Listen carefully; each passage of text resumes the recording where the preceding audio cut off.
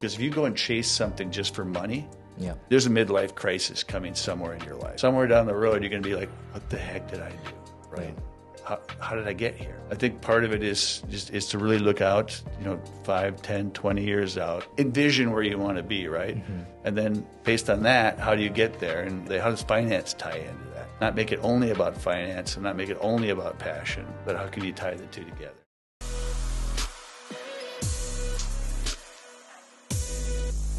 Half a day, Guam and beyond. This is Dr. Luan Nguyen. I'm here with David John. So David John is a key leader in Guam's financial and business sectors, serving as chairman and managing director of ASC Trust, LLC. His influence extends beyond ASC Trust through his active participation on the boards of several significant organizations, including the Bank of Guam, a vital financial institution, GTA Teleguam, LLC, a major telecommunications provider on the island, and Guam Economic Development Authority, GIDA, a crucial agency responsible for fostering economic growth. Demonstrating commitment to education, Mr. John also serves as a trustee of the University of St. Thomas and St. Paul, Minnesota, highlighting a connection to higher learning beyond Guam. Furthermore, his leadership extends to the religious community as the chairman of the Archdiocese of Hagåtña Finance Council, where he plays a significant role in the financial affairs of the local Catholic Archdiocese. Did I say that right? I can't even say that right. Okay. Archdiocese. Yeah. Okay. Yeah. So welcome to the podcast. Nice to be here. So I've been wanting to have you on for a while, but I think just we ran into the clinic and just happened that, this is the perfect time to ask you. Yeah, it worked out perfect. Yeah. So, our relationship, I guess, extends mostly through tennis. We never had like Easter brunch together, but we've always, I guess, had a good relationship on the court and off the court. As well as I appreciate all your efforts with my son. And I think you had a good influence on Anthony making it as far as he did. Yeah. I appreciate that. Yeah. I don't think I was as mentoring for him. I think I was a little bit more off island when he was on the upcoming. Competing with him helped. As well as with Derek. Derek's also, Derek's family. Yeah. So that's kind of most of our extent to our relationship, mostly on the court. And sometimes, especially the last 10 years when we were playing men's league, I was kind of looked from the afar and looked at your group, the Hit It Harder group, and I'm like, man, it'd be kind of nice to join that group. That group has a net worth millions of dollars, and that'd be nice to rub elbows with all these, you had the Select Care CEO and Take Care CEO and all these other lawyers. And we had everybody, though. We had everybody from students to warehouse workers. That was the greatest part about it. Yeah. I mean, the people that would get together for the non-night, meaning the night we would practice and just have fun. It was just such an eclectic group of people. We had just a ball. Yeah. That's why we were always screaming and yelling, because it just wasn't your normal group of people. And so you kind of just went off kilter a little bit, but it made it fun. Yeah. Yeah. You guys were pretty vocal out there cheering. It was a little bit intimidating. You got to remember, I didn't take up tennis till I was 40, so I didn't understand you're not supposed to cheer when someone makes a mistake. It took me a couple of years before that. You're not actually supposed to cheer when they make a mistake. I'm like, why not? Yeah. So, and that's probably more the ice hockey mentality or I guess formalities there. But I guess over the few years, I knew that you played professional hockey. Is that no? Everyone elevates me. Okay. I trained All-American. I trained at the Olympic Center. Herb Brooks was my coach for a little bit of time, and so. But I got you've seen my surgical outlook. Yeah. I messed myself up pretty good, so I ended up early. Okay. But we got to an All-American status in high school. That was as far as I went. I see. Yeah. Okay. Yeah. So All-American, and your position was mostly goalie. Yeah. Okay. That's because I couldn't skate backwards. But you could tell by the form. I think you have somewhat of a. I mean, you started around 40, so you didn't really have any formal lessons or anything, right? No, it was hockey. And you wouldn't think a goalie would have a good slap shot, but you got to remember, in the day they would take the two goalies and go over there and shoot on each other. Yeah. So I probably took more shots than a normal player. So I had everything I did was down. That's why my game's all that little. Yeah. Between that and golf, I do everything wrong in tennis.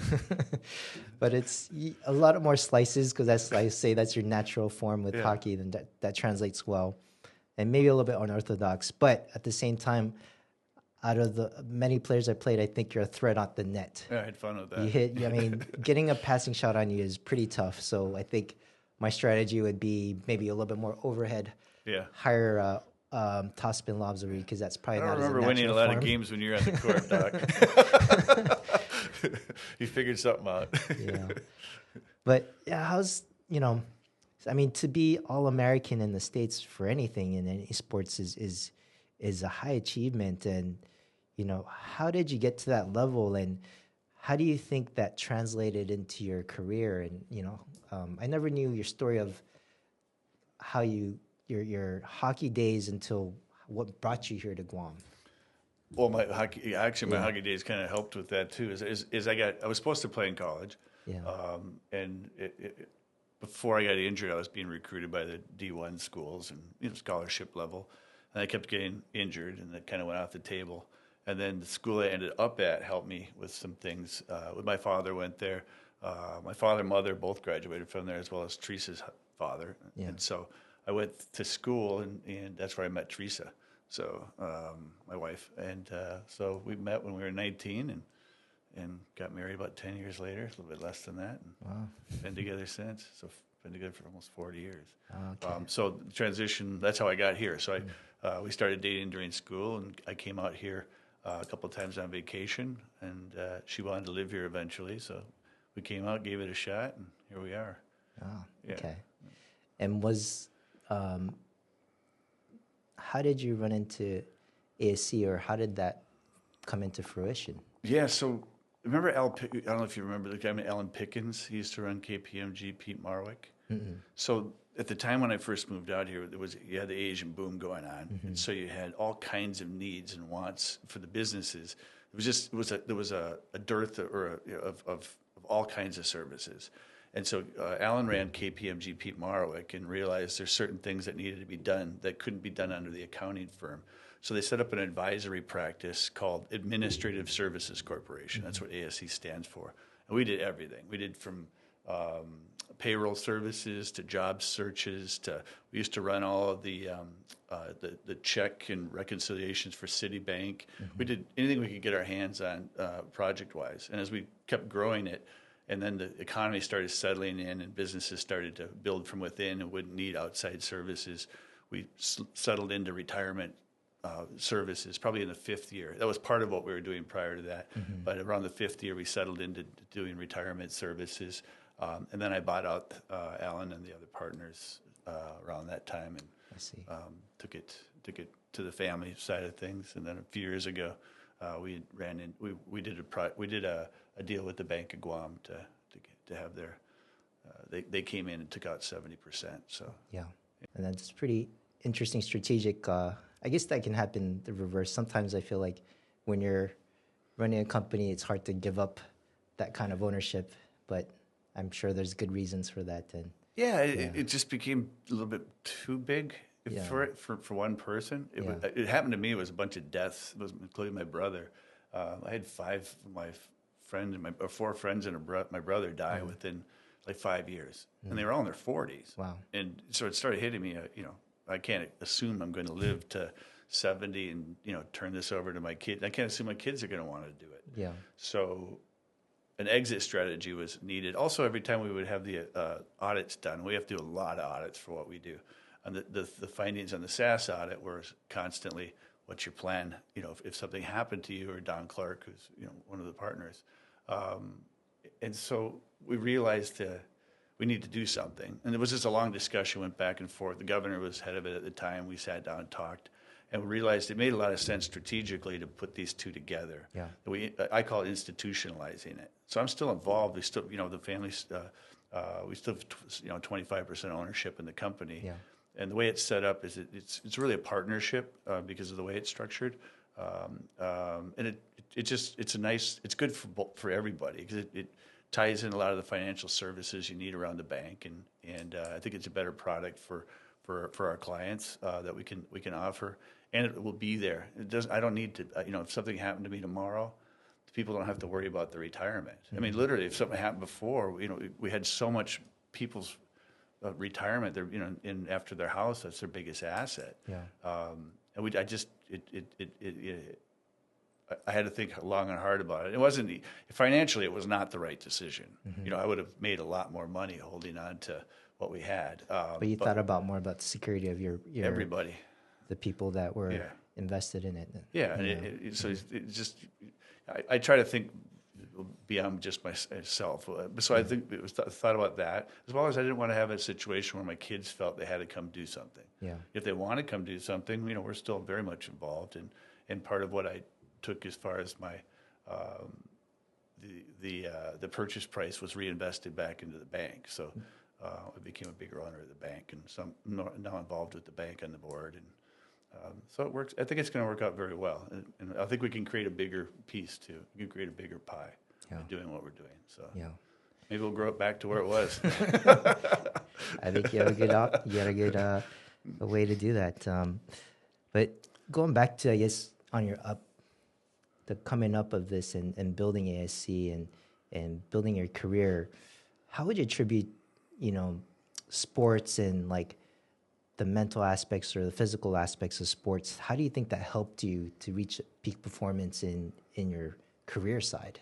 I mean, most people who are playing a sport and they're young, they all think I'm going to be a professional or whatever, right? Yeah. And that's, you have the dream of doing that. But I mean, such a small percentage actually make profession or can get paid for it. Yeah. And then a little bit bigger piece can get a scholarship and get that. So there's some financial side of it. But most people don't get to those levels. So why are we doing it, right? Why are we encouraging our kids to do that? Yeah. And it comes down to the things that transcend success in sports is really the same thing in business, right? Being disciplined about your regiment and your training and understanding your mental side of things. Just think about I don't know about you, but I had meltdowns as a kid every time something went wrong when I was playing sport. I'd break hockey sticks, I'd punch people. I mean, that was a worst poor sport ever, right? Mm-hmm. And as you're growing up, you realize it helps you realize that there's a bigger thing out there than just the sport, and so I think you learn from that end of it.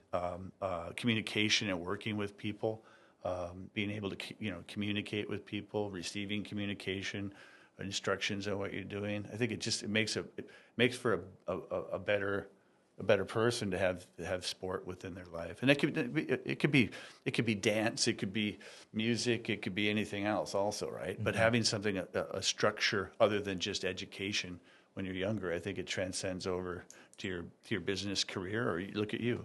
I mean, you still look you're 30 years old, and that's because you've trained and you've worked with your body and you've kept yourself in good shape, and so I think it just makes you a better, well-rounded person, and willing, and also somebody who isn't going to die just every time you have a problem. You learn to win, you learn to lose, and I think all of that kind of comes into play. Mm-hmm. So I'm a huge fan of sport, even though I realize most aren't ever going to do anything with it. It's they might not even be good at it, but you go out there, do your practices 3 times a week plus. And think about this: when you were in school, didn't you do better during tennis season with your grades than non-tennis season?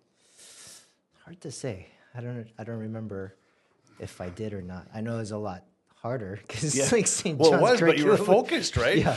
Yeah. I guess I was more efficient with my time. I had to be. If you're training 10 hours a week, plus you got to do homework right after. Yeah. So I'm pretty sure I was a lot more efficient with my time. Yeah. By the way, I'm pretty sure you were better than me in school. I remember we were cleaning out my parents' house when they moved into a condo, and Pedro, my younger son, Pedro, he came across my grades. He's like, "Dad, don't look at those." I don't think so. No. I mean, I wouldn't say. I think my dad was a lot smarter than I was. I think in Vietnam, he ranked kind of like top 3 in the nation for these standardized scores, but no, not me. I don't know. I think for me, the hard work in training for tennis gave me the resilience to keep going and put in the effort and work hard. I think I didn't really peak academically really until like residency of Okay. of medicine. You're like me then. Like, Okay. I peaked late. Okay. I You're didn't like figure me. out standardized testing until I was like in my 30s, basically. Right. So, but yeah, I figured out how to study a little bit better later on in life. So, but speaking of, I guess, education and careers, you know, when you're trying to choose a career, should a strategy be try to follow your passion or pick something that you feel you can provide the most value and contribute to society? That's a question. I do a lot of counseling with young people. Yeah. They gravitate to me one reason or another, and I've given that a lot of thought. I really think there's no right answer to that, but where it comes back to is being true to yourself. And when I go through that discussion with young people, I use an analogy of a tree growing, right? And as as a tree's growing and it's just a little sapling, it could end up if you're the end of the tree, if you're a leaf on the tree, you could end up anywhere. You could end up being a doctor, you could end up being a nuclear scientist, an accountant, or an astronaut, right? There's all kinds of directions you can go. As you go further in life, you're not, you and I aren't going to be astronauts. Well, I guess we could fly up for 12 minutes or whatever, like the ladies There was did that last one week. Korean doctor that he was like a physician and an astronaut and some other crazy career. But yeah, that's Probably not not, going to be me. right? So I know this is kind of a long answer to it, but it just kind of comes back so what I try to do, the exercise with them is to say, is to 10 or 20 years plan, right? And people go, you can't plan 20 years in advance. But it's not planning like what's your day going to look like, but really is to try to figure out where do you see yourself in life? Where do you want to be in life? How do you picture yourself living 10, 15 years from now? Is it with the wife and a dog and a picket fence, or do you want to live, on a jet-setting mission, or where do you really want to be? And how much does finances contribute to your happiness, real happiness, not I got a new car and I'm going to be happy for 15 minutes. Physical things, they might make us happy for a minute, but they're not going to give us true happiness. That's my view, right? And so that being said, if you really have a champagne taste, priesthood's probably not where you want to head in life, right? So to back it up is to try to be very honest with yourself of what you need from a monetary standpoint. And that kind of sets the foundation. And if you're somebody who really needs to be around nice things all the time, then it can limit what you want to do as far as your passion and purpose. Not necessarily purpose, but passion, how you blend it out, right?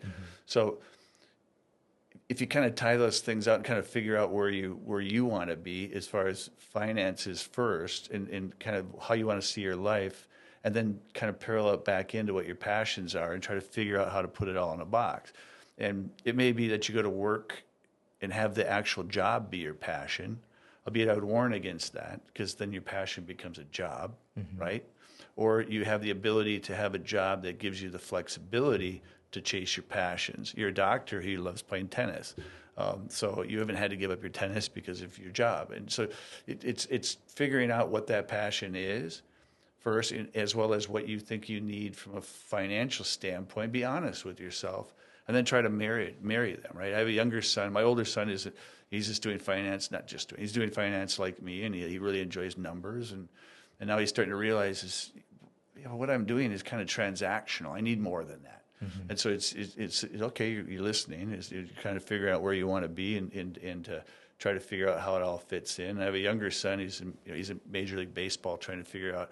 He's chasing his passion, but now my discussion with him is, okay, how are you going to take this passion and turn it into an income to pay for your family?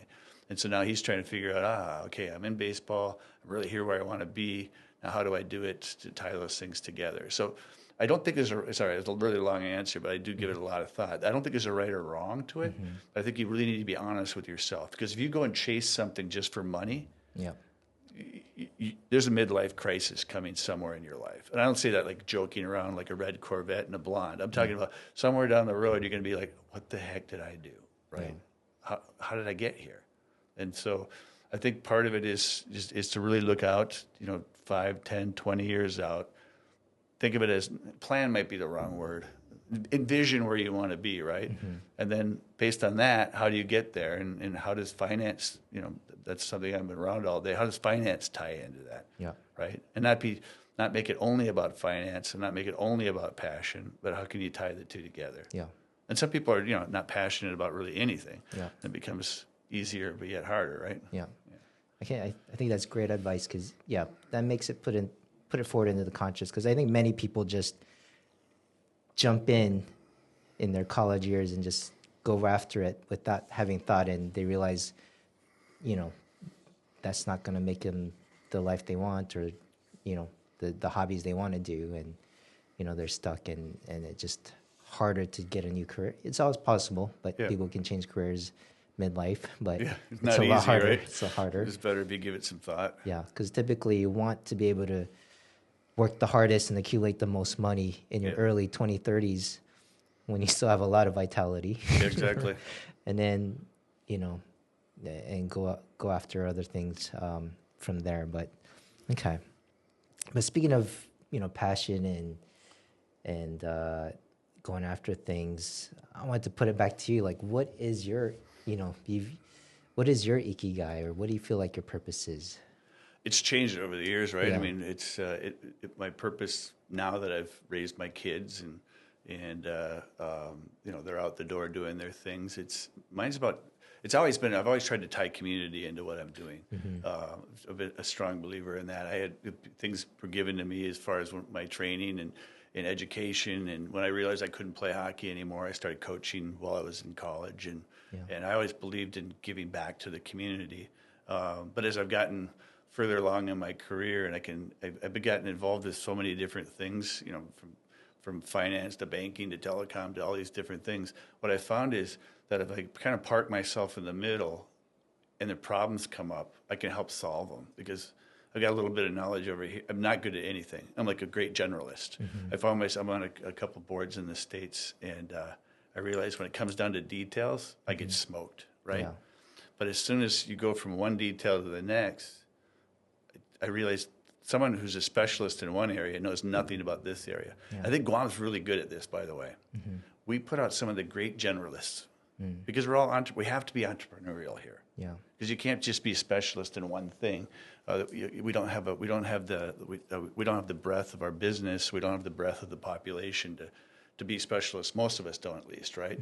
And so we're really good. We're specialists of generalism, if that makes sense. But we really have the ability to cross over. So what I try to do is to help solve problems by just being able to contact different people in different areas, and that's how I try to get back to the community and help solve problems. Most of it's behind the scenes, just working with people and trying to solve things. I spend more of my day than Teresa might like solving other people's problems, but I feel good about it. I feel like I'm giving back to the community, and I benefit from it too. It helps my business too when I'm helping people. So it comes around, goes around, and that's what I try to do. And it as well as the community, is helping my family, obviously. So family and the community develop, and spend a lot of time helping try to develop the boys and help them move to where they want to be as far as their careers and such. And Yeah. yeah. Do you think it's possible to still be wealthy as a generalist compared to specialist? Because, I watch different financial channels and things, and some of the advice I see is you got to be super specialized, so that if you're the only person in the world that can do these specialized things, you can demand, or you can ask for a little more for those services, because that is in no one else can provide that service, opposed to a generalist where there might be more generalists out in there, and they may not be effective at that one thing, right? But do you think even a generalist, or else the other argument I hear from the journalist is sometimes they can make products because they see different aspects and merge things to unique product. Right. I think it has to do with the breadth of the market, right? If your market is the globe, then you can be really specialized, because you have 7 billion people as your market. In Guam, where we have a very small market in Micronesia, and all you're going to do, the only thing you do is shoulder surgery. There's not a lot of, if that's the only thing you're going to touch, or even the specialty part of shoulder surgery, which, you know how detailed these things get in the States, right? Yeah. I mean, I've had 4 surgeries on my back and spine, or shoulder and spine. And I know the one surgery I went to is a doctor who just did surgery on, what's the one, the joint there, the one that sticks out, where is it? Just your C7, C8 Yeah, area? the one that actually sticks out there, they Okay. call it the joint. Yeah. He just does surgery on that. Okay. That's all he does. Okay. But people from around the world fly in for this one doctor because he doesn't fuse it. He knows he's one of the few doctors. I went to they were going to fuse my back to my spine, my back to my neck, and you'd be walking around like this, right?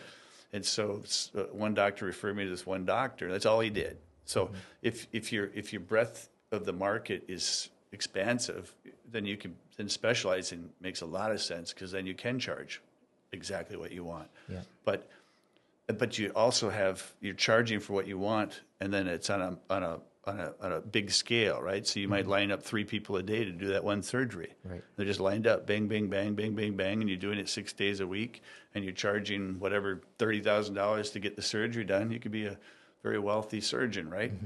But if you're doing it in Guam, and that's the only surgery that you do, Yep. and you're doing it once a month, so in Guam, it just kind of forces us to it, I think. So when I said that, I was commenting for Guam, right? But I agree with you. I agree with you. Is if you're operating in a bigger market, becoming a specialist is a huge thing. And that's not to say you can't do it in Guam. Don't get me wrong. There are things that you can specialize, right?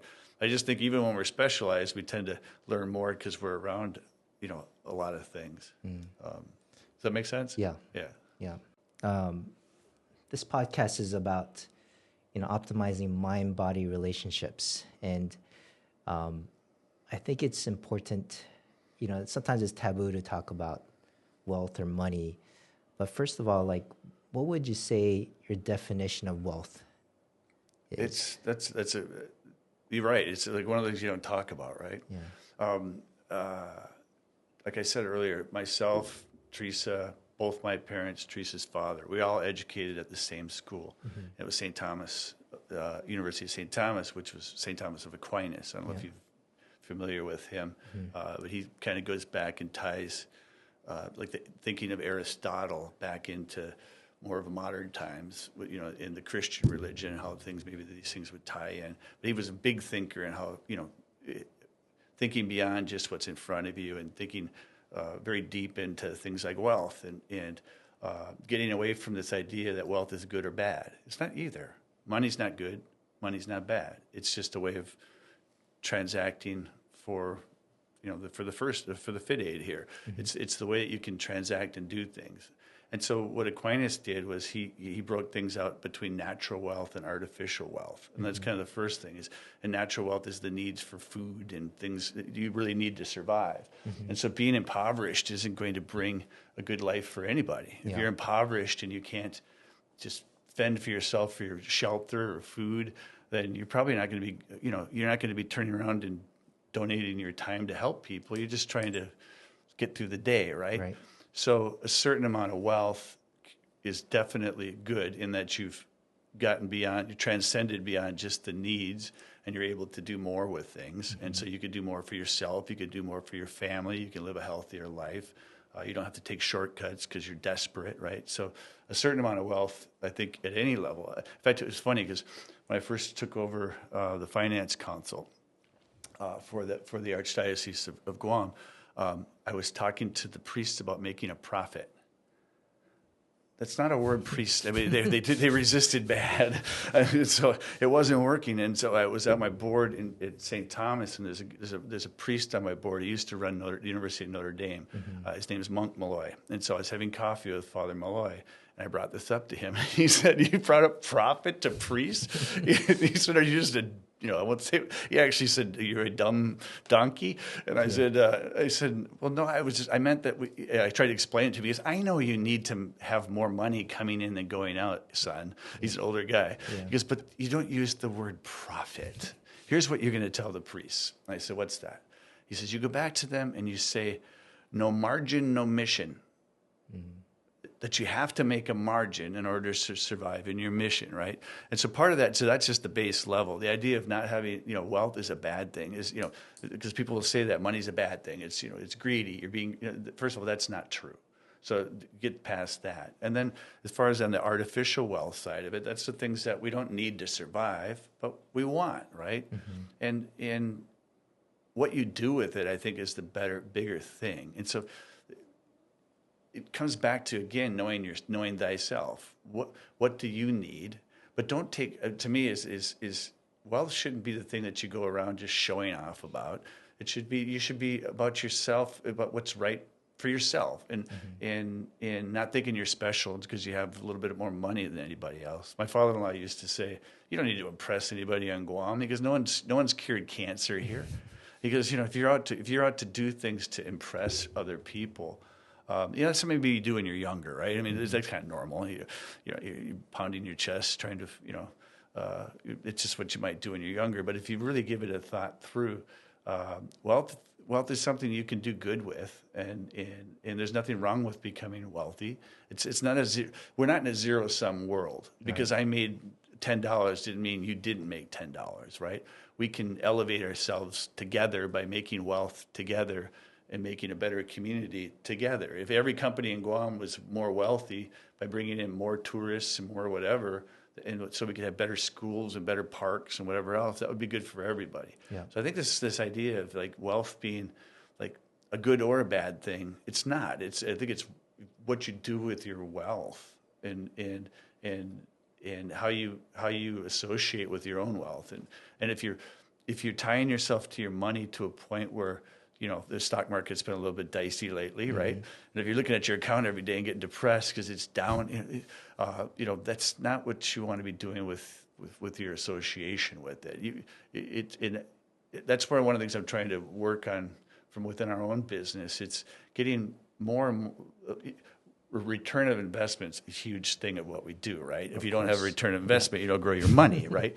But I think we spend far too much time on it within our organizations, as opposed to with the individuals and endowments and things, as opposed to is like on the endowment side of things, or a government agency that has money or whatever is there, non-for-profit. It's a lot more time should be spent on what's your mission. What are we doing this for, right? And so what's your mission and how are you going to spend it to tie to your mission? And then based on those two things, how do you create the best allocation of your money to get to those things, right? And same with when it comes to retirement planning. Obviously, growing your money is what you're trying to do. But how many people do you know, or stories that you've seen of professional athletes that made a freaking $150 million in their career, and they're broke 10 years later, right? Or it's almost like something like 90%, I'm making this number up, but it was a number I couldn't believe, of lottery winners are bankrupt 10 years later, right? Because they didn't have a plan. They didn't have a mission statement. And so is when I don't know if even where we started with this question, I'm rambling, but the idea of associating that is to really, I think, is to try to figure out what are you really trying to achieve with your wealth that you're building. Not just to buy another car. I mean, again, if you're a car collector, that's your passion. There's nothing wrong with that. That might be what you're trying to do. But if you want to, I think if you want to become comfortable with your money and become more happy with your money, is to not think of it as the money side of it. It's to think of it as, what am I trying to accomplish by building up wealth? What's my goal with it?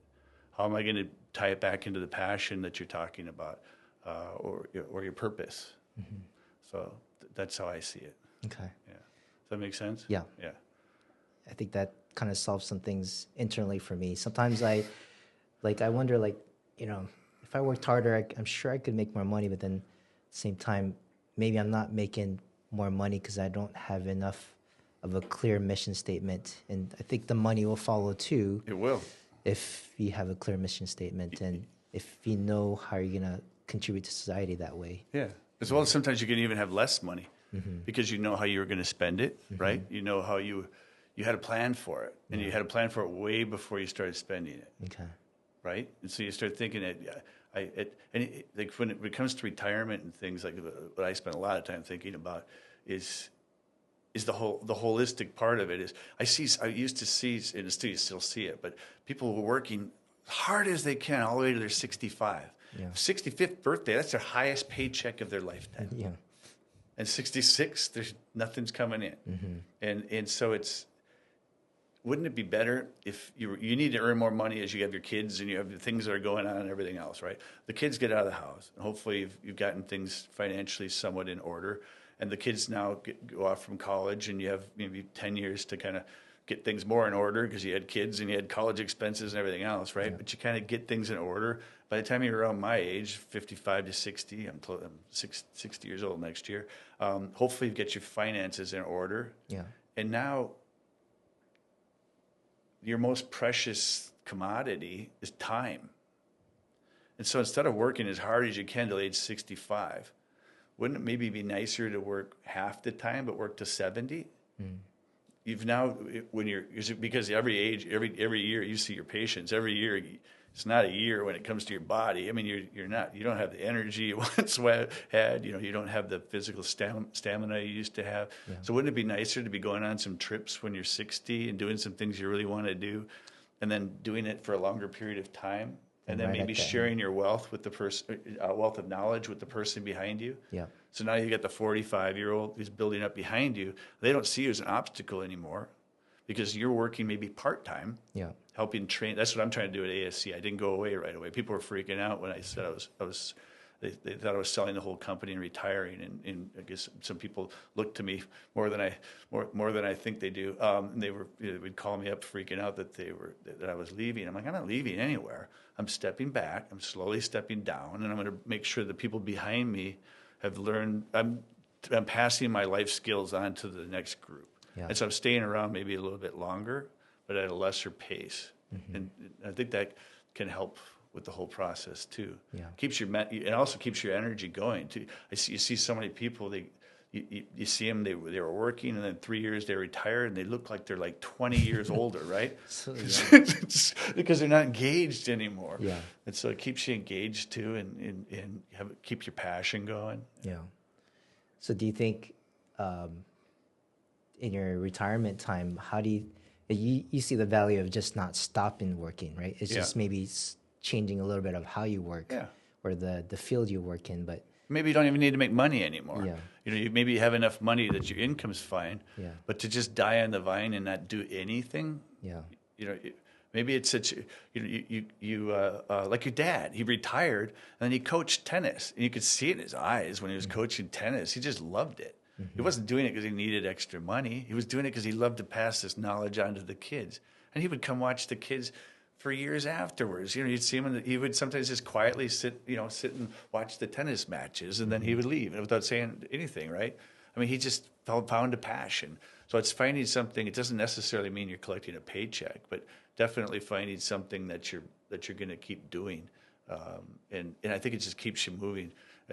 When we're out for dinner or something, and someone will say, "I heard you retired," Teresa will just start laughing. She's like, "It works more than he used to. He just, he's doing all these crazy stuff. She's right. I'm trying to slow down, and then I find another project, right?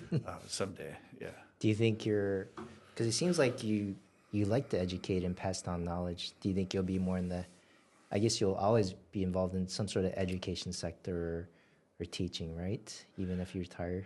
Yeah, what I'm doing right now is kind of cool. Our university went from Division III to Division I. Oh, we're the first university to ever do that. Wow. In 1 year. Yeah. And so what happened was we had a goal of going Division I, and we realized the path there was going to be a 20-year path. And we're like, it's not going to work. So we got, for one reason or another, I won't go into the details, but we got tossed out of our division. So we were kicked out, and so when we were kicked out of our conference and our division, we were divisionless. Yeah. So then we could reapply. So we went to the NCAA and we applied to do that. And so I got involved with that kind of on the ground up. And so we're in year 4 now. We were told we had 5 years of probation before we could go to playoffs and things. We were granted early in. So this year, next sport year, we'll actually be able to go to the playoffs We've been working at building, the facilities behind it, and so putting huge amounts of money into facilities, and until we're out of probation, we don't get the funds from the NCA, so it has to be funded from within. So I've been involved with helping with all that, and it's been a lot of fun. And so I could see myself in one way or the other being around that for some time. Yeah. And then helping meet with the student athletes and helping recruit kids from here. That's my next task, and maybe trying to find a way to help cover some of the scholarship money and things for them. Because the university that we went to, again, it was what I really liked about it. I mean, there's a lot of things I liked about it, but it was really about teaching you is your whole inner self, right? In the value of beauty around you. Making sure that you're adding beauty in things that you're doing, and trying to add more to life than you take out of it, and just digging a little bit deeper and creating an ethos. It's just helping you at least have a discussion on it. You might even, go to the university. It might take you a few years afterwards to realize that, what you were taught in school was a lot about ethics and morality and how it all tied in. And I think that went a long way. So being around that, I think, is important to me. Yeah. Mm-hmm. Do you think, so you're kind of involved with the university, do you think the education model will change a little bit over the next 10 years in terms hugely. Of more online, or how the curriculum is structured? Do you think that has to change? I mean, yes, 1,000%. I think liberal arts is wonderful, but it's not a necessity. It's more of a want than a need, right? Mm-hmm. What we need, to me, is lifetime. It's going to be lifetime training, and I think we need to be training more of our students for non-university settings, to be into things like mechanics and operating robotic things, and you need a certain level of education to actually make something, to design it, but being able to fix things. And as we get into AI and we get into robotics, it's one thing is, we're bringing back all these jobs back. I'm rambling here, sorry, but we bring all these jobs back into America. We think about, well, how are we going to compete with cheap labor? Yeah. Well, the industries we will get into in the U.S. are not going to be labor intensive. It's going to be robotics, right? Yeah. And so, from that end of it, the real need within our country is going to be energy. That's going to be the new labor force from a cost standpoint. Yeah. Cheapest labor wins, right? Because you're going to be able to run things. There's factories now that are in China that are actually black, meaning, there's no lights on half the time because there's no people in them, right? And so what the kids are going to just have to be training up for is the things within that new universe, where it's going to be the jobs that are going to be involved with that factory aren't going to necessarily be producing the widget. It's going to be keeping the robotics online to produce the widget. And so being able to do things that are skill sets as opposed to liberal arts. Now, liberal arts is important for your doctors and your lawyers and people who are doing more things that have to do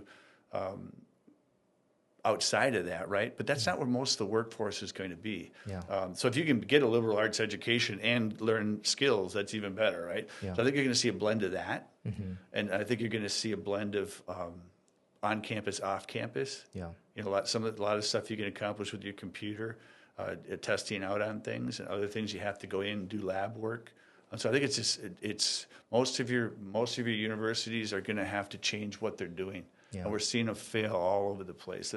That's one of the problems in the industry itself, and it is an industry. Trust me, it's a big industry, and you see a lot of these things where you see the scholarships that are going on, and you go, "Wow, these are great scholarships." Well, that the schools are offering. One of the reasons is they have these huge endowments, and the only way you can get the money out of the endowment is to give a scholarship. So you increase what you're going to charge in tuition in order to get your money out of your scholarship fund, right? And so that's how you kind of get money on the street for the student to get them into these things. But a lot of the universities don't have these big endowments, and they're starting to fail. As they're failing, they keep reducing their tuition rates, and they keep it's like a fail to the bottom, right? You don't want to see a marketplace. It's nice for the consumer in the short run to see prices go down. But in the long run, if there's not enough money going into margin, there's not going to be a mission. And in that case, there's not going to be you're going to destroy industries. And so I think right now we're at a part within the university setting that you're going to see a lot of universities fail over the next 10 years. I mean, a lot. Yeah. And they will take down some of the universities that should have survived because they'll try to stay around longer than they should. They have alumni that are like, we don't want to see our university. And I don't blame them, by the way. That's not. But you have alumni. I don't want to see my university fail, and they'll give money to something. A patient that's bleeding out, right? Yeah. You're giving blood to the patient who's bleeding out, and at some point, you're just giving good blood for bad. And it sounds mean, but you're going to have a transformation of that. And so now you're going to have these huge campuses that are going to have to be transformed into something else either, right? Yeah. And so I think the quicker you can take some of these universities and turn them more into training centers, I think that benefits everybody. Because even if you earn your degree in today's world, the way it's changing as quickly as it is, the idea of going to school for 4 years and never have to go back to schooling, that's not what the new world's going to be, right? Yeah. Sorry, long answer. Yeah. I rambled. I wasn't expecting that one. So I guess you kind of have a good perspective because you've raised children and you send them off to college, but you're also on the other side, on the campus side of things, on the university. You see the kind of the behind the scenes on that. But like what I'm struggling with these days, and I want you to hopefully you give me some advice here. I mean, I have a little bit of years left, but my kids are 10 and 5. I have a little bit of time to save up, but the tuition right now, hopefully it doesn't go any higher, but I'm looking at from out of state, from Guam, it's probably going to cost, a good $150,000 minimum each with room and boarding tuition for each kid. And even as a doctor's salary, that's going to be pretty tough for me. I don't have enough saved for that kind of just, put away for that tuition right now. Yep. Like, what would your advice be to counsel my kids like on picking the right career?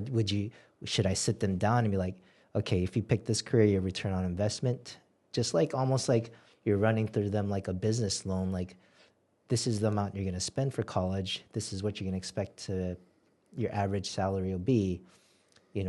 Should I have that talk, or like how should I counsel my kids? 100%. I mean, unless you're just blessed with money from God raining down and you don't care about money.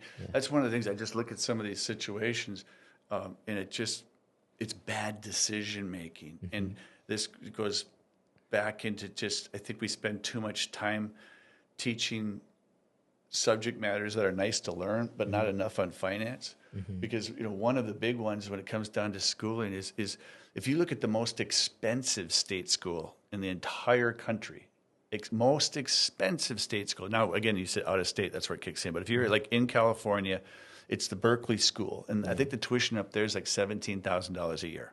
Okay, that's the most expensive state school in the country. Yeah. And I learned this when I was at the University of Guam Endowment Fund, which I'm still part of. But I was trying to talk to senators about what a great deal we have, and we do have a great deal, right? UOG? Yeah, I'm surprised we should recruit more people. Exactly. But I went down. I was thinking that all the state schools were $25,000-$30,000 a year. Yeah. To learn that most state schools at the time, they're probably higher now, so don't quote me on the dollars. But when I was looking at it 10 years ago, most of the state schools were around $12,000 a year. Now, that starts your starting point as a university if you're looking at this thing smart, not saying not having your daughter come up to you and say, but Daddy, I want to go to USC. Well, yeah, that would be great too, honey, if you had, I'm not saying your daughter doesn't have the grades for something, but if you had the grades for it and you got the scholarship, but going to USC, if just to go to USC is not the answer unless you show me how the payback is on that career, because you're going to end up spending that $200,000 to go to a school unless you have a scholarship, right? So, but even at the state level, if you don't have scholarship for academics, there's the Pell Grants, and then there's all these things. By the end of the day, if you look through it, it's horribly expensive if you don't research it and you don't plan for it. But it doesn't have to be. Maybe you have to go to school for 6 years, and you go to the university, and you're only going 3/4 the time, and you live at home. Right? I mean, I had debt coming out of college. I had to pay it off, but none of this debt where you see these $100,000, $200,000. I mean, you're dead before you started. And it came down to you didn't have that discussion. And you don't want to say, money's it comes back to that whole thing, a relationship with money. No, money's not the answer to everything, but we don't need to spend it foolishly. Spend it wisely.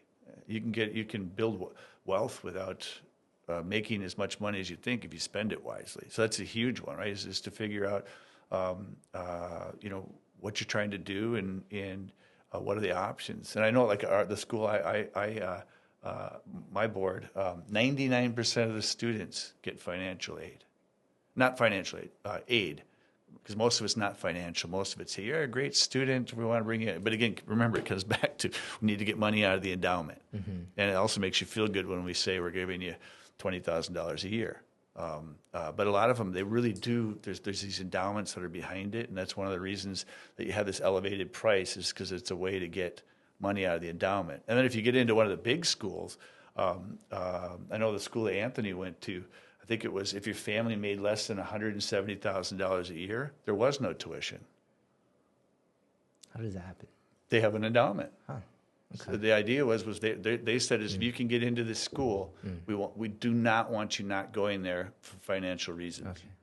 So they only charged tuition for the families that made more. I think I'm throwing a number up. My recollection is 170,000. That might be the wrong number, but there's a number somewhere there that says that if you make more than that, you pay for it.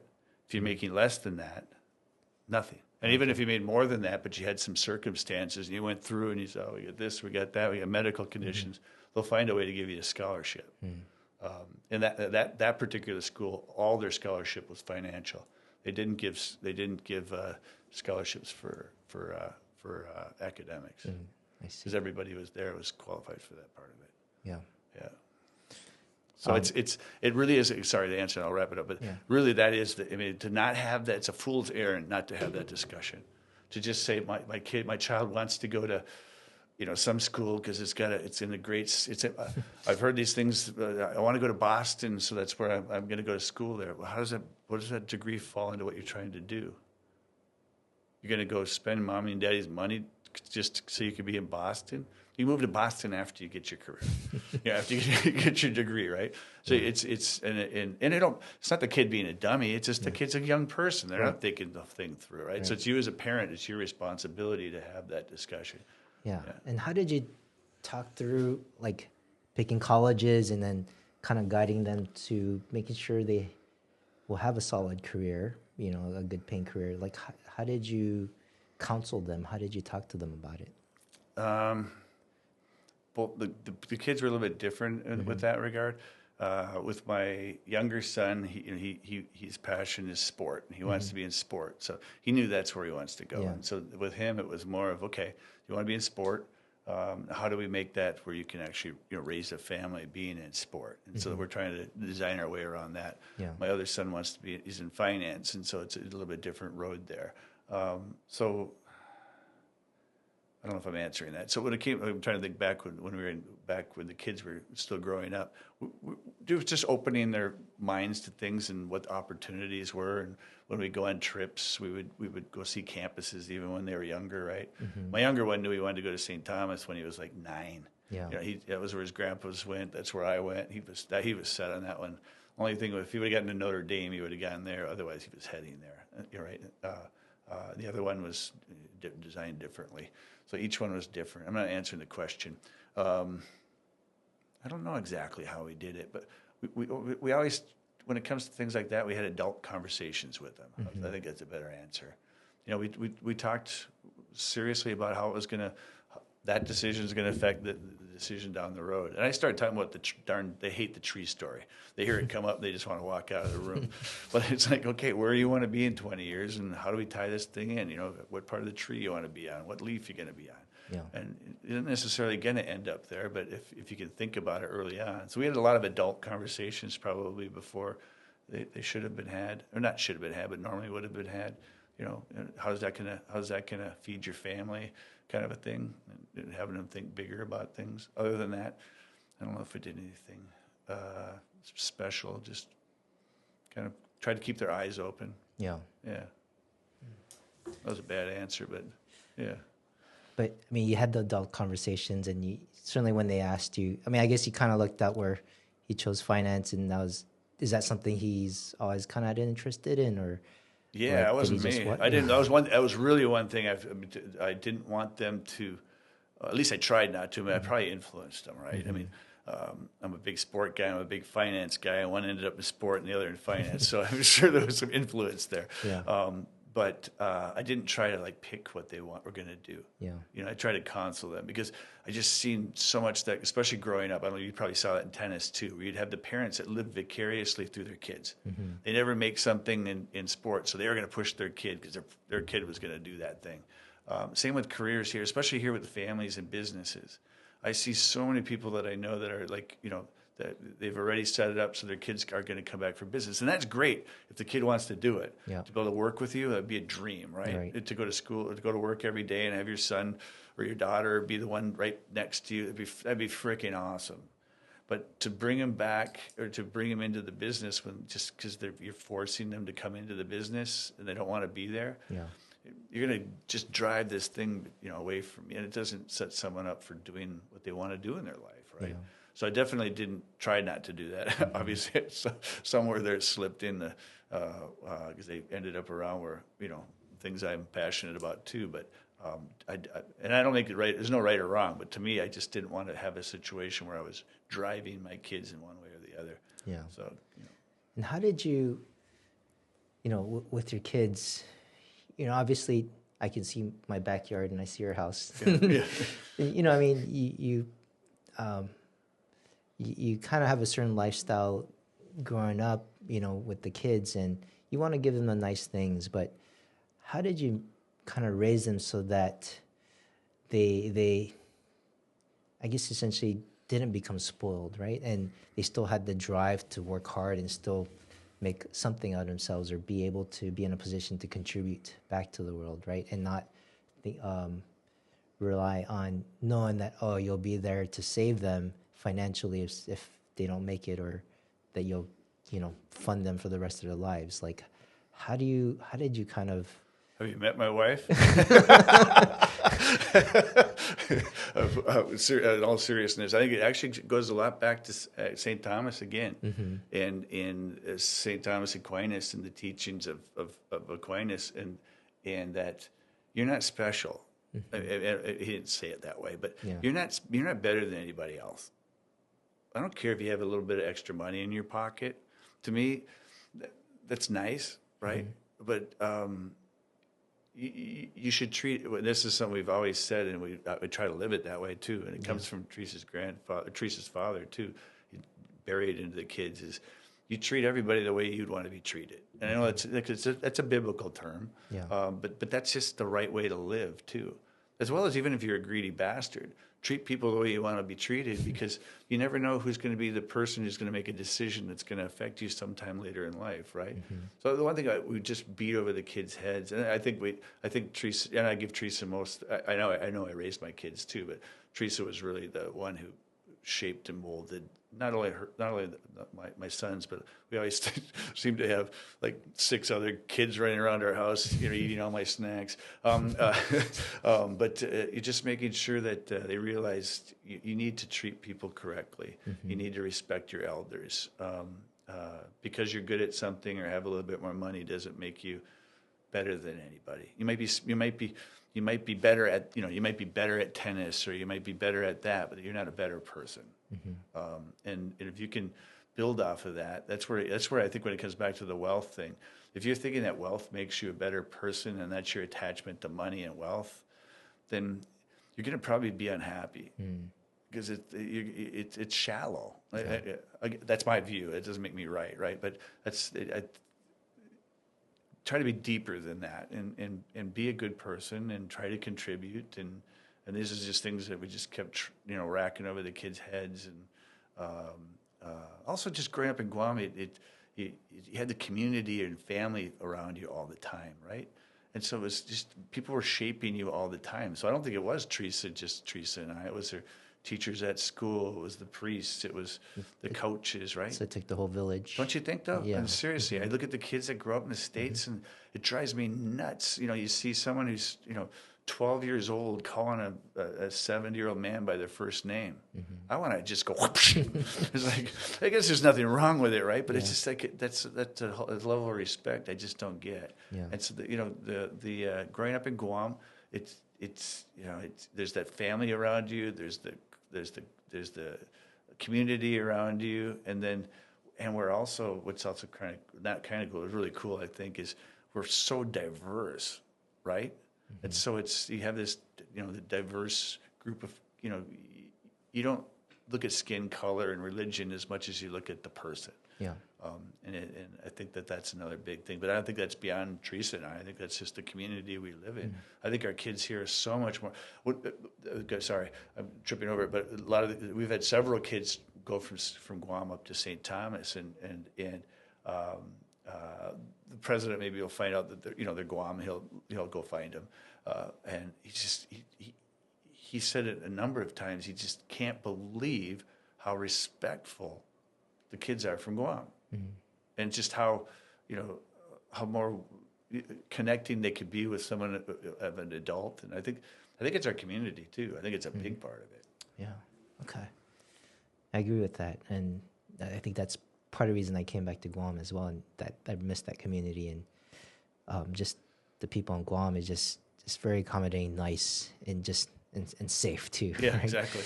But I certainly want to give credit to the village that raised children, but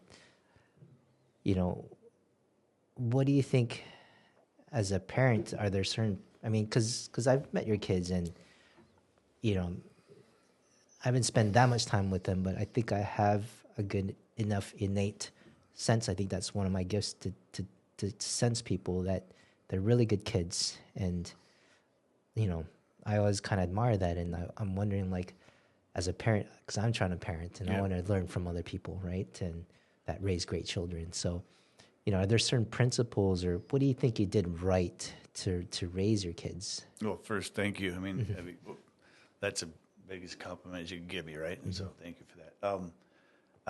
I think it comes back to spending time with them, spending real time with them, right, and not just time where someone's playing games and no one's paying attention, right? But to actually spend time with the kids and making sure that they know what's important to you, and how what's important to you is how it should be important to them, right?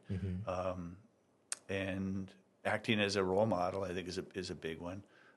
But just being there for them. I tried to do that a lot, and we made sure the things they needed were taken care of, and just spending the time with them, and having more adult conversations than I had with growing up. And nothing against my great parents, but we had big, 5, 6. We had 5 kids in our family, and most families had 6 kids. And back in my day, you just kind of, you left in the morning, and in summertime, as long as you're home for dinner, right? It's not like you're getting a lot of, you kind of learn the world on your own. We're more helicopter type. Our generation, my generation, probably yours too. So being around the kids a lot, I think it helped. But just making sure we spent time with them. We didn't just say things. We tried to back up the values that we preached, and I think they caught that on well. And what's nice with me right now is I'm just shocked how much my kids actually want to spend time with me still. It's kind of nice. Yeah. So they're off island, but every chance we get, they'll take time out to spend time, quality time with us, and that means a lot to me. Yeah. That they still want to do that they're not like being pestered to do it. So that's nice. But I think it's just spending time with them and living your values, and just, I guess, living the role model and being consistent of what you tell them to do, and you do it yourself. Yeah, I mean, if you're saying one thing and you're doing another, that doesn't really work really well, right? Yeah. I remember I gave up drinking when I was 40 because I didn't want to show the kids that drinking was a big thing in my life. Yeah. I only started drinking again when Anthony was in high school because I wanted to teach him to drink correctly, right? I'm like, you can have a couple beers, you don't have to go get wasted, so I started drinking beer again when Anthony was, maybe younger than he should have been, but maybe before his 21st birthday. But, I made sure that I drank with him so we would learn how to, he would learn how to do it correctly and not have to, but but also not, abusing alcohol or drugs and things like that in front of the kids. And I think, those sorts of things. Yeah. And how did you, I guess, I think self-esteem is probably one of the biggest things needed in the kid to get through this world, especially through the college and adult life. Because if they have self-esteem, they're not going to be influenced by the wrong people. Yeah. Is there a conscious effort, or is there any advice you have on how I can build self-esteem in my kids? I think part of it is living your ethos and, coming back to making them understand that, how should I say it? I think it's your environment, that you are in your household, that that you're consistent with them, and that that's a good question. Part of it is the school they went to. I think it's Guam in general. It's not as like bullying as we have in the States here. So I mean, part of it is outside our control. Being around an environment that's nurturing as opposed to bullying, right? But not like giving them ribbons for everything either, right? I mean, it's good to get knocked around a little bit. I remember there was a time when Anthony lost a tennis match, and he was crying. And I pulled him aside, and I just asked him why he thought he should win this match. And we kind of went back, and I started screaming at him about how, you're not going to win a match just because you want to win a match. You have to do something different. You have to, you're not the greatest athlete on the world, so you're not going to win it that way.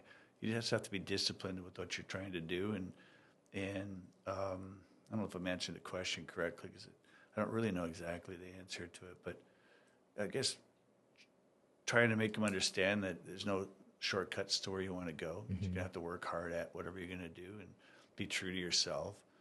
And when you make a mistake, live up to the mistake, because we're all going to make mistakes, right? Yeah. And trying to prevent the big one, but you're going to stumble and brush it off and get back up, and don't get turned down because you made a mistake. You stumbled. You screwed up, and learn from it, right? And move on, and learn fast. What's the book out there? There's a book out there. It's Fail Fast or something like that. It's like, you're going to fail, just fail, move on, learn from it, and move on. Yeah. Don't dwell on it, move on, and those sorts of things. Yeah, especially when you're younger. Yeah, exactly. It's a good time to make mistakes. It's hard for me to fail at 40, 50. Exactly. I can't make too many mistakes now. Or major mistakes financially, definitely. Yeah. Yeah, I think I got through a lot of the questions I wanted to ask. And sorry, I rambled on some of the answers there. Oh, no. Caught me off guard.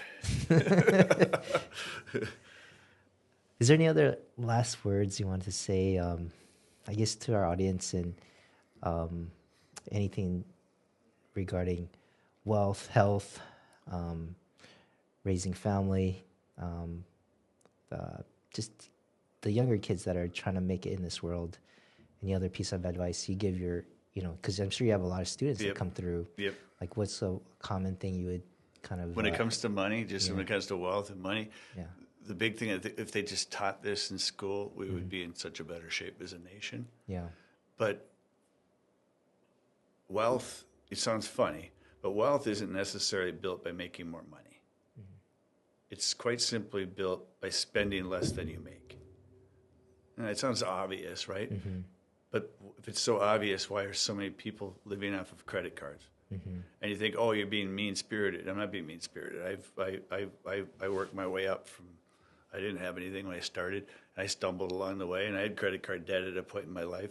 I'm saying that if we trained and taught our kids that you have a certain budget, and so you look at 100% of your income, 70% should go to your needs and your wants, 20% should go to saving all the time, and 10% should go to donations and debt service, right? So if you take that number, and so when you're younger, there's not a lot of donations. There's debt service. And you take the 70%, part of that's mortgage, so there's debt service in there, right? That's a need, right? But debt service like credit cards and things, right? So if you break that down and live that way, and especially make sure that 20% is always going into saving, then you will build up wealth over time. And if you leave that wealth, if you just leave it alone, you invest that money over the long run. And you've seen that what happens with the accumulation of interest and how it accrues. You'll find one day that it's like, oh my gosh, I'm making more money off my investments than I am going to work. Mm-hmm. That's your goal, right? So that you can live, a retirement, or at least have enough that you're going to be able to draw down until you pass away, right? Yeah. But the key is not necessarily making more money. And I know that sounds funny, but I've got so many people over my 30 plus years in this business who've come in the door in their 50s, and I've watched them live. They've lived like they've lived like, fancy cars and big house and trips all the time. And they say, I think I need to start saving for retirement. Mm-hmm. I just want to go to the bathroom and throw up. I'm so sick. I'm like, what? I've seen how you've lived, and I don't mean to be mean, but it's like if we just worked with people when they were younger. And so I know that's one of the initiatives we're trying to do at the bank and ASC, is to help train the trainers. We're trying to get some grants and do some different things where we help train the teachers to train these things in school. Because it's really as simple as a 70-20-10 budget. And if you always lived off that, and again, someone will say, well, you're just saying that because you make whatever. No.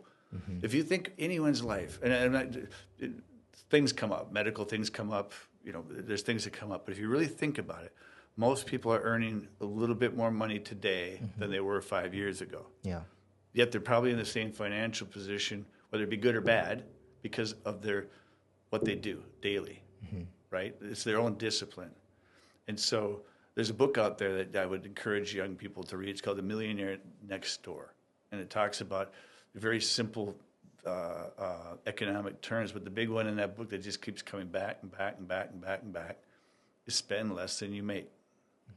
And it's not easy, and especially if you get into debt, and then you're behind that whole debt thing's on top of your head, and then you really have to take some steps back. Yeah. So if you get into debt, then there's ways to get out of it, but you really have to focus on paying down the debt, taking the 20% that should go to savings and paying down the debt and get out of it. Yeah. But then focusing your life on this, 70-20-10. Okay. It's really as simple as that.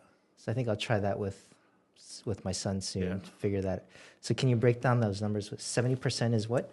Goes to needs and wants, right? And if you break that down, different parts of your life, sometimes it's 50-20, sometimes it's 35-35. Okay. But the things when I say needs and wants, your house, your food, your car, that's a want. Yeah. The vacation's a want. Okay. But the needs are your house and your food and your medicine, right? Yeah. And then there's 20% that's going to go to saving, and 10% can go to your tied to your church, or it can go to debt service on the credit card that you kind of racked up being a little stupid at one point in time. And it's just maybe it wasn't stupid, maybe it was medical. There's these things out there that are going to crush you that luckily I haven't had to have a medical bill or something that was just horrible that was thrown on you and you have to deal with it. But most people, they get out of the gate and they just start racking up credit card debt, and they're spending too much on a car payments where they shouldn't be doing that. And if you just look at it and you just kind of, does it fit into the numbers? I can give you a more breakdown on it, but that's the generalist 7-20-10. Okay. The 20 is a big one. If you're putting 20% of your pay away, 10% into your retirement, 10% into your rainy day fund, and you just keep doing that, and just go to work and have life. Yeah. The rest of it will come together. It's most of us aren't trying to be Warren Buffett. Yeah. We're trying to live a life and be able to take care of our family. If you could follow that budget, if you could follow that computation, it would be nice to be trained to that in school, right? Yeah. And that's kind of actually, I'm on the education board for St. John's now, and that's where I want to put that in a little bit, because I'm a little pissed off that I didn't learn finance in school, and I didn't even know what compounding interest was. This is how much money I'm paying to them. I'm about to break some news to you. You know what the joke was when I first started in the business? Was more in the brokerage type world, but the acronym MD stood for no, money dumb. Yeah, I agree. Yeah, but I mean, but most a lot of doctors are really going to be small business owners. Yeah, they should be teaching that stuff in med school too, right? Yeah. I mean, even their billing with residency, billing was like a small sliver. It shouldn't. It's how it keeps you afloat. It's right. I mean, Right. and as well as when you're getting into the business, is to focus on balance sheets as opposed to profit. And someone go, what? Why would I focus on balance sheet?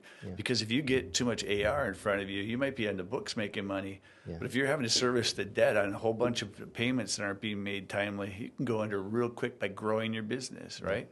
And so when you're in, we should be teaching this very, very basic stuff to the kids, I think, starting in like 5th or 6th grade. Yeah, I agree. Budgets, saving, and then, having them set up some fake, even if you could seed a little money into them, having some investment clubs where they can invest, some money that maybe it's not theirs, but they're investing the investment club money, and they can lose it there. And they can learn the pain of, because that's the one thing when it comes down to it, right? The pain is like 3 times more powerful than the joy of winning, right? Yeah.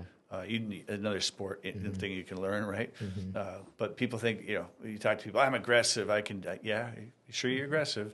Yes, you can, when you get hit in the mouth with a 30% loss one year, you're going to be fine. Yeah. Yeah. Oh, and then maybe they say yes, and then it happens and they freak out. Like right now, the market's getting crushed from what's going on in the U.S. If you're thinking short term, you shouldn't have been in it to start with, right? Yeah. You got to think through it and see where things will go and stay with it. Yeah.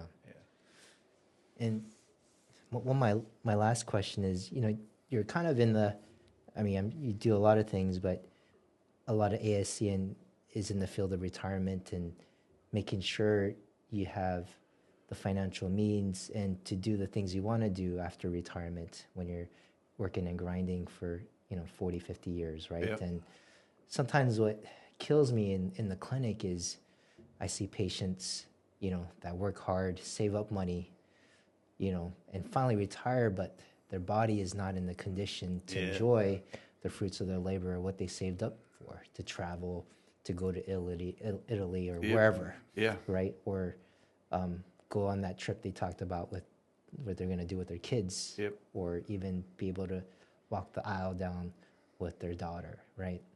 But what is your advice for that person, maybe even in their 40s, that is almost 10 years out, 15 years out from retirement? And is there something that you do yourself in your life to almost invest for your health so that you're not in that predicament? Well, this is a good example of doing what I say and not what I did, right? I mean, I had one surgery after the other because I didn't take care of my body. And it was one triggered the other, I was working 70-hour work week would be a vacation. I was working nut hours, and I wasn't taking care of myself and starting businesses, and the businesses worked out and all great, but I didn't take care of my body. And I paid for it and I still pay for it. I've got, 17, 18 pieces of metal in my back. So, I pay for it constantly. It's life balance. And that would be one thing I say that just from life experience more than I did it. I think Teresa kept me in line with a lot of things, making sure I didn't go off the guardrails and made sure that the family was always in there, even when I was working too much. But I didn't do enough with the keeping my body healthy. Now I do. I'm at the gym at 5:50 in the morning, and I'm like, why am I in the gym at 5:50? You know why you're in the gym at 5:50? Because if you try to go at night, you won't go. Yeah. You'll find some excuse, right? So you have to be disciplined, and if you're gonna, it just comes down to being disciplined. You don't need to do anything fancy. You go walking. I think weightlifting. You don't need to be Arnold Schwarzenegger, but having muscle and making sure you're. I saw a thing the other day. It said it first came out. I'm like, what is this statistic? It was a correlation of your leg strength and your age. And I'm like, come on, someone's really tying one together. Yeah. Then I realized that people who have leg strength have balance. People who have balance don't fall. People who don't fall don't break their hips. Yeah. And I'm like, Is that a Gary Brecka one? I don't know. It was one of the I trained down at a gym with Mike Borja, those guys, and they're always playing their stuff out. One of the interesting things I heard too. Yeah. I don't know how true this is. Yeah. But most people that fall and break their hip, it's not the fall that broke their hip. It was they broke their hip and then they fell because they were so brittle, or they didn't have the balance. Right. And that was more of the predictor of their mortality than the actual breaking of the hip or the osteoporosis. Makes a lot of sense. Yeah. Like, you hear the term all the time. You hear it all the time. It's not your wealth. It's your health. Yeah. You don't believe it till you're sitting there. But I didn't. I was focused on one side of the equation too much, and then I started having surgeries and realized, oh no, this doesn't work. And so I learned it the hard way. But I would just say I say it to people is keep a balance. You have to balance things out, otherwise something's got to give, right? Yeah. Yeah. Okay. And it's not easy. It's not easy. I was talking to folks, I'll let you wrap it up. I was talking to Pedro the other day, and he's not complaining, but his spring training was going on, and one of the guys with him had some medical issues, so he left, and they didn't replace him. So now Pedro was doing 2 jobs. Yeah. And he was talking about having to work 10 hours a day, and 12 hours a day, and he was working hard. I'm proud of him. And I said, hey, how do you think that's going to be when you have to take care of the kids and make sure the mortgage is paid and maybe make payroll? He's like, okay, Dad, I'll stop complaining. I'm like, no, I don't mean you to stop complaining. I want you to envision, I didn't mean it in a guilty way. You're doing everything you can, but just realize you have to still find a way to balance things out, even though you're working. Make sure that you're, trying to take care of yourself too, and not just, working and then pushing yourself too hard. You got to take care of the body too. Yeah. At some point, it'll catch up to you. Well, you heard it from Mr. David John. Got to take care of your body for your retirement as well. Take care of your health and your wealth. Right? Yeah. So, well, thank you so much for your time. Yeah, it's always fun. a pleasure talking to you. And, always. We'll talk some more on maybe hopefully improving the education, financial education of children on Guam. And, hopefully we work together to mentor some of the kids on the upcoming. I know if you're trying to do it at school, we have some training programs out there that we're working to get going. Okay. So let's try to tie up on that, because I think it's such a big thing. Yeah. If you can get young people onto budgets, and it sounds boring, but it's boring as in won't be boring later in life. So, and if you could follow it, even if you just dump that money in and just leave it there and forget about it, you don't have to sit there and be a financial genius. Yeah. Just put it into basic allocation funds and leave it alone, and it'll grow. Yeah. Yeah. Well, thank you so much. Okay. All right.